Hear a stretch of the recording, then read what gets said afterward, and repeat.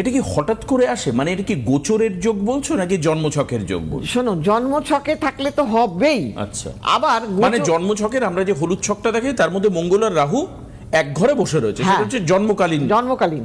আর যেটা নাকি ছন্নছাড়া, যেমন আমি বাড়িতে ছিলাম এখানে এসেছি, তুমি বাড়িতে ছিলে এখানে এসছো, তেমনি গ্রহরাও আমাদের অবস্থান পরিবর্তন।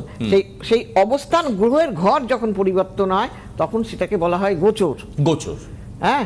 আর গোচরেও মানে সেটা দীর্ঘ সময় থাকে না, সাময়িক সময় থাকে, আবার চলে যায়। এবার এক একটা গ্রহ অনুযায়ী আপনারা জেনে নিন, এটা অ্যাস্ট্রোলজি সম্পর্কে এত সুন্দর আলোচনা আপনারা পাবেন না। সেটা কোনোটা হয়তো 2 মাস থাকলো, কোনোটা 3 মাস, কোনোটা 1 বছর, কোনোটা 1.5 বছর। ওই জন্য অ্যাস্ট্রোলজার এখানে ছক দেখে বলেন যে আপনার কিন্তু বিয়ের যোগ আছে 1 বছর পর। আপনি 1 বছর পর চেষ্টা করুন। ব্যবসায় যাবেন, এখন আপনি করবেন না ইনভেস্ট, এখন আপনি বন্ধ, আপনি 6 মাস পরে ইনভেস্টমেন্ট করুন বা 3 মাস পরে করুন। এটা বলা হয় কিন্তু শুধুমাত্র যোগ অনুযায়ী বলা হয়। এটাকে বলা হচ্ছে গোচর।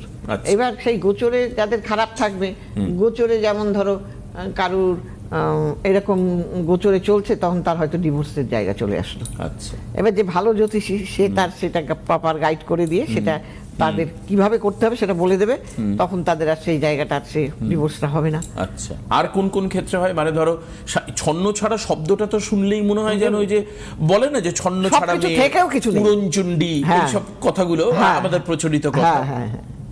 তার মানে কি এই ছন্ন ছাড়া যোগ থাকলে যদি কোনো মেয়ের ক্ষেত্রে থাকে বা কোনো ছেলের ক্ষেত্রে, এবার একটু লিঙ্গ ভিত্তিতে বলো যে ছেলেদের ক্ষেত্রে কি কি হয়, মানে চাকরির ক্ষেত্রে এই যে যেমন ধরুন এই যোগ থাকলে কি বারবার চাকরি পরিবর্তন হয়? বারবার চাকরির পরিবর্তন। আচ্ছা, বারবার সম্পর্ক পরিবর্তন হয়, সম্পর্কেরও পরিবর্তন হয়, বিয়ে ভাঙতে পারে, হ্যাঁ, বারবার করে ব্যবসা পরিবর্তন, সবকিছু মানে সবটাই বারবার করে র্যাপিডলি চেঞ্জ হতে থাকবে।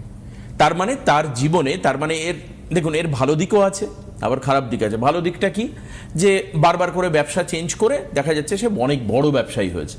আবার এটাও হতে পারে বারবার করে ব্যবসা চেঞ্জ করতে গিয়ে তার ব্যবসা ডুবে গেল, তার কিছুই নেই। সেটা ছক বেসিস, এটা হচ্ছে ছক বেসিসে হয়, সেটা হচ্ছে আপনার নিজের ব্যক্তিগত জন্মছক।